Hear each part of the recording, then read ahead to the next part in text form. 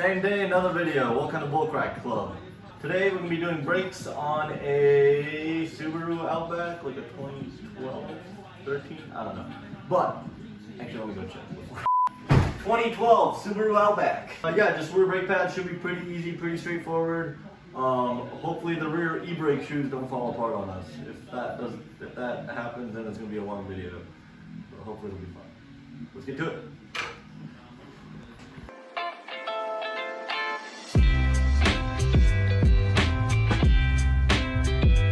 So after you raise the vehicle off the ground and put jack stands underneath it, definitely the ones from Harbor Freight that don't have a recall on them, you want to just pull the wheels off.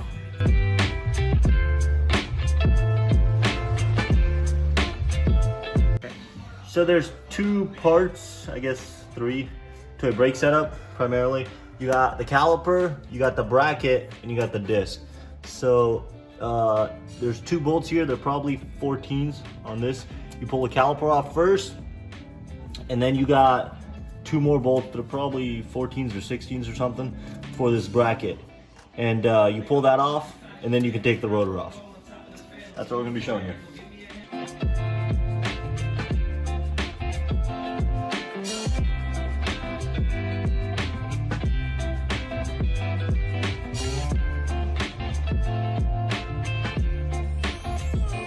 It's nice to have a magnet tray laying there, that way you can put all the bolts from the same side in one spot. Okay.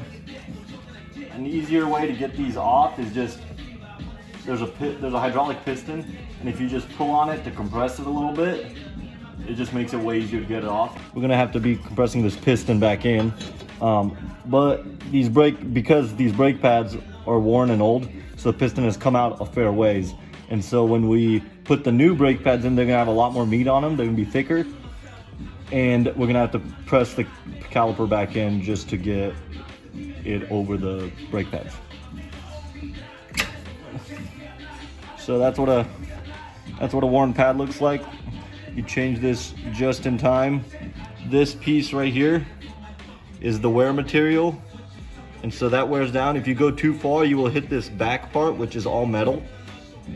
And what happens is you'll hear a grinding sound and your brakes will be really bad. And then if it goes even further, you can actually blow the piston out of the caliper. And that's really bad. If you get to that point, you did something wrong.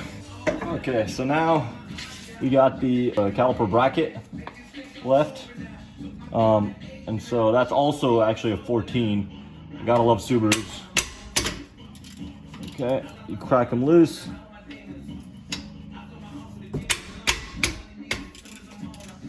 You gotta just smack your hand against it, you know, just the usual. You gotta fight the car sometimes, show it who's man, who's the boss. Okay. So the brake pads just sit in this bracket, just like that. And so we're gonna put that aside right for now. I'm gonna see if this comes off, which it doesn't. So this is the loud fun part. Basically what you need to do is break it loose because of all this corrosion and rust, and it just is kind of seized to the hub. So what you want to do is smack it with a hammer really hard. You want to make sure you don't hit the wheel studs, because if you do, your lug nuts will no longer thread on because the thread's going to be messed up. So if you're really bad with a hammer, what you can do is you can actually thread these on like this. That way, if you miss this part and hit that, you're just hitting the lug nut and it's not going to be messing up any of the threads on the wheel stud. So this is the part in the video where I hit the rotor as hard as I can. As you're watching me do this, you want to hit that like button as hard as you can. Actually, the sub button too, that'd be nice.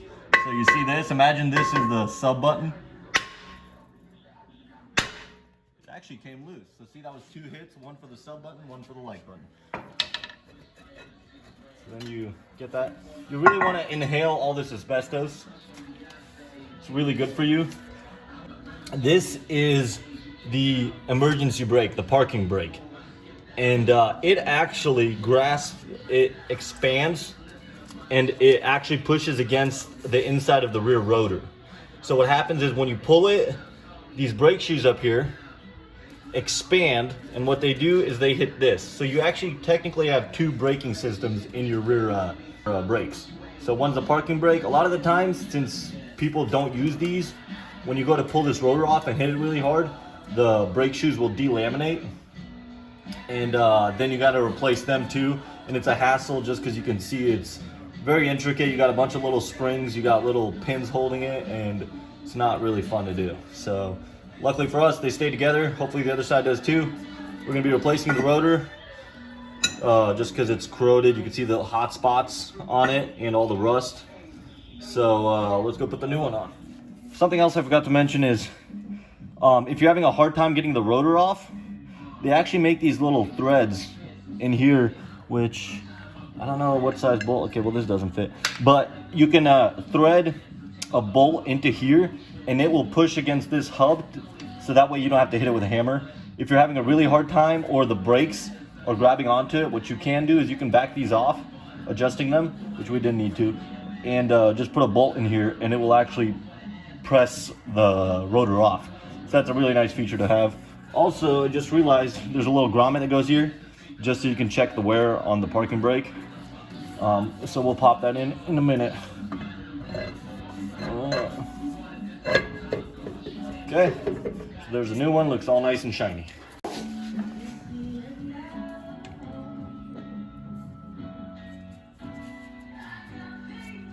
There you go, and that just keeps dust and stuff out of the rotor. Before you just reuse this bracket, is make sure that these pins move freely. If they're a little stiff, you pull them out. It's got this rubber boot. You pull it out and you basically clean them off, and you put grease in here. As you can see, this one's greased really well.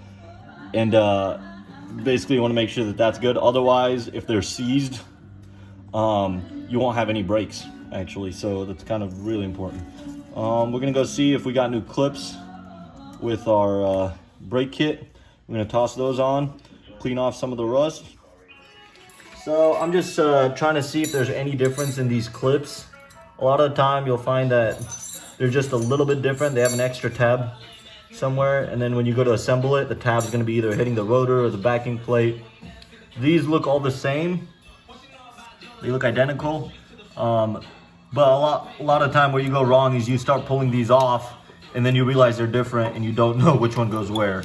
And then you're just stuck trying to figure it out. So we're gonna try to get some sandpaper and clean that off a little bit. So if you don't clean off these little seats where these clips go pretty well, you can have a tough time trying to get them on. As I kind of am. No, there it goes. Yep, and so they should be pretty good in there when you're done.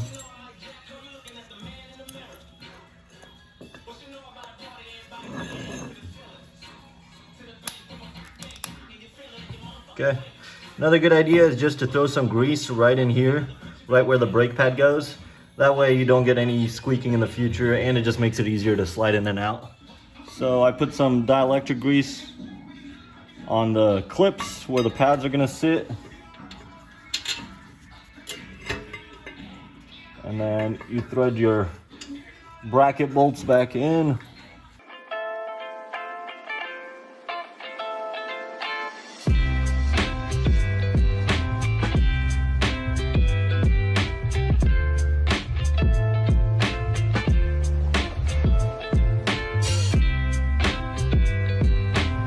So here's a comparison of old brake pads versus new. As you can see, these are way thicker and they should last a while.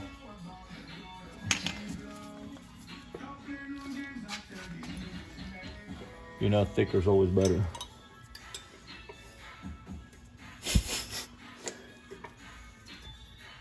You don't want to get thin. You don't want to have thin brake pads. Talking about brake pads here. Okay. Strictly brake pads. Oh, I've trapped my glove in there. Okay. So that's good. And as you can see now, the caliper no longer fits. So what you have to do is compress it. If you don't have some of the tools that I do, you can just use a pair of pliers up here and just grab it. You want to make sure you don't damage the hose. Sometimes you can even get them by hand. Let's see if I Nah, it's not happening.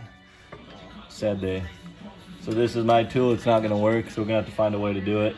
Okay, I'm gonna go get a giant pair of pliers. So you can see that piston compressing.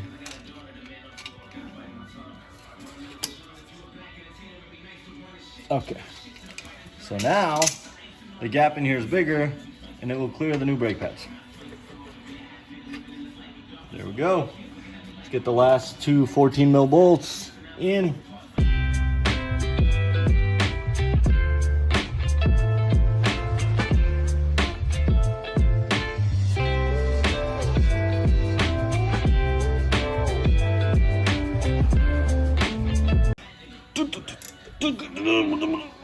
Okay. Let me just make noises. After you're done with the brake job, you always want to go inside the car before you even start it and pump the brakes a couple times. So right now, you got this playing the brakes. So when you actually push the pedal, your brakes will not engage because it's going to be trying to fill up this gap right here. So don't forget to do that. Pump your brakes after you're done with the brake job. Otherwise, you'll run into something. Speaking from experience.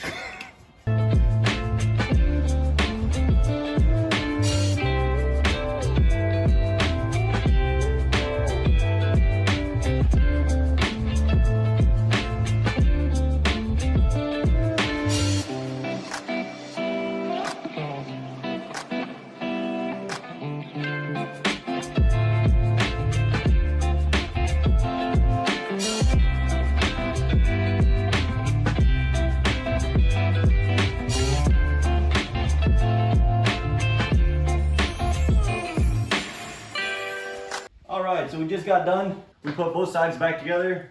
We just gotta put the wheels back on, pump the brakes, and drive it out. It was a pretty simple job. This is definitely something you can handle yourself if you got some basic tools. Great for like a Saturday, Sunday kind of job. Hanging out with your buds, just make sure you don't leave anything loose. Thanks for watching. Subscribe for more videos like this. Share. If you have any suggestions for videos or want us to do a how-to, feel free to just put in the comments. We'll get back to you. We're gonna try. Thank you. Skedaddle.